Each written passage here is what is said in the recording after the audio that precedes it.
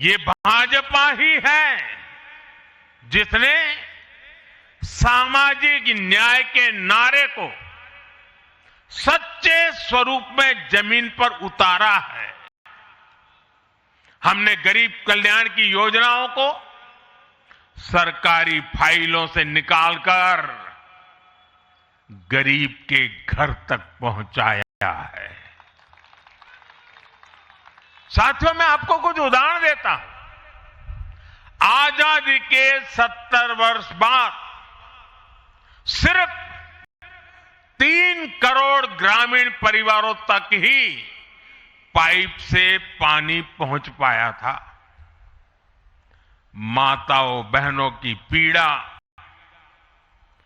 पानी के लिए उनके संघर्ष की सूध लेने वाला कोई नहीं था।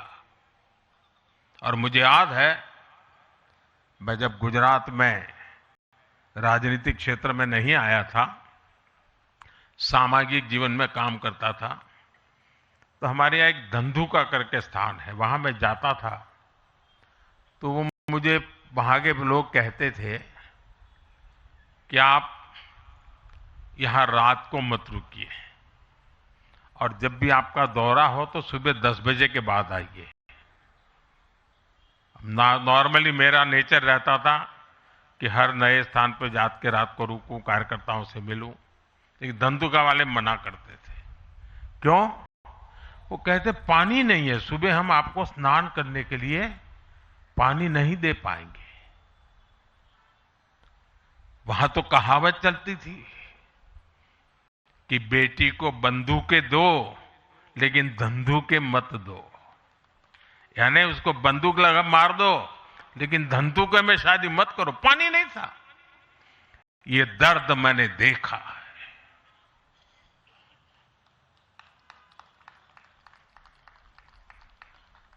मैं धरती की सच्चाई से जुड़ा था। माताओं बहनों की पीड़ा अपनी आंखों के सामने देखी थी। और तब हम जल जीवन मिशन लेकर आए और सिर्फ 5-6 साल में 12 करोड़ से ज्यादा परिवारों को नल से जल की सुविधा से जोड़ा।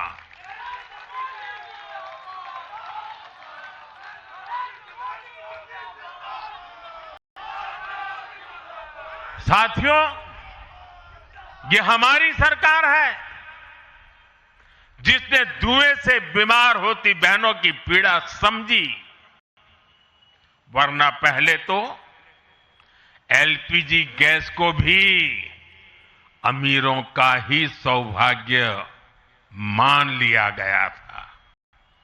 भाजपा ने पूरी संवेदनशीलता के साथ हर घर को एलपीजी गैस कनेक्शन से जोड़ने का अभियान चलाया। वर्ष 2014 तक जहां सिर्फ 14 करोड़ एलपीजी कनेक्शन थे, आज देश में 33 करोड़ से अधिक गैस कनेक्शन है।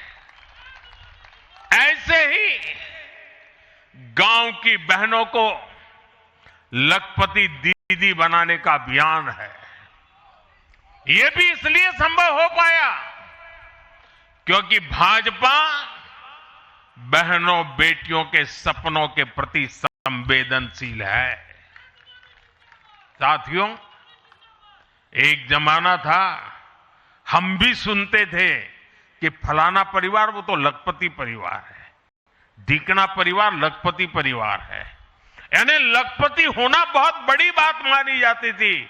ये मोदी है जो सपने देखता है कि मेरे गांव की गरीब मां भी लखपति दीदी बनेगी।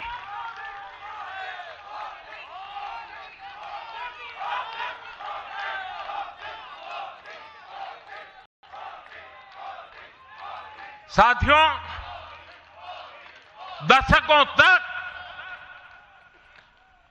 आदिवासी समाज को सिर्फ वोट बैंक से जोड़कर देखा गया, लेकिन संवेदनशील भाजपा ने भाजपा के हमारे संस्कारों ने समाज के प्रति समान भाव की हमारी परंपरा के कारण भाजपा ने आदिवासियों में भी सबसे पिछड़ी जनजातियों की पीड़ा को समझा, उनके विकास के लिए पीएम जनमन योजना बनाई और पीएम जनमन योजना के लाभार्थी इतने बिखरे हुए हैं और एक दो दूर दूर जंगलों में पड़े हैं। उनसे एक म्युनिसिपैलिटी की सीट भी जीती नहीं जा सकती है। वोट के हिसाब से कोई उनकी तरफ देखेगा नहीं, लेकिन जब वोट से ऊपर उठ करके संवेदनाएं होती हैं, समाज का कल्याण हमारे संस्कार होते हैं, तो पीएम जनमन योजना जन्म लेती है। आदिवासियों में भी अति पिछड़ा संख्या में भले ही कम है, लेकिन उनके प्रति हमारी संवेदना में कोई कमी नहीं है। साथियों, हमारा नॉर्थ ईस्ट, वहां वोटर उतने नहीं है, सीट भी उतनी नहीं है, इसलिए कांग्रेस की सरकारों में उन्हें बरसों तक उपेक्षित रखा गया। लेकिन संवेदनशील भाजपा ने नॉर्थ ईस्ट को दिल से भी जोड़ा और दिल्ली से भी जोड़ा। एक और उदाहरण आकांक्षी जिलों का है। हमारे देश में 100 से अधिक जिले ऐसे थे जिनको कांग्रेस सरकारें पिछड़ा घोषित करके भूल गई थी। इन जिलों को पनिशमेंट पोस्टिंग के लिए इस्तेमाल किया जाता था, यानी जिन अधिकारियों को सजा देनी होती थी तो उन्हें वहां भेजा जाता था। हमारी भाजपा सरकार ने इन जिलों को आकांक्षी जिले घोषित किया और प्राथमिकता के आधार पर इनके विकास के लिए काम किया। आज ये आकांक्षी जिले विकास के कई पैरामीटर्स पर अन्य जिलों से बेहतर प्रदर्शन कर रहे हैं, राज्य की एवरेज की बराबरी आकर के खड़े हो गए। साथियों, भाजपा का मंत्र है पिछड़ों को प्राथमिकता, पिछड़ों को प्राथमिकता। जिनकी किसी ने सूद नहीं ली, हमने उनकी साधना की है। जिनको किसी ने पूछा नहीं, मोदी ने उन्हें पूजा है।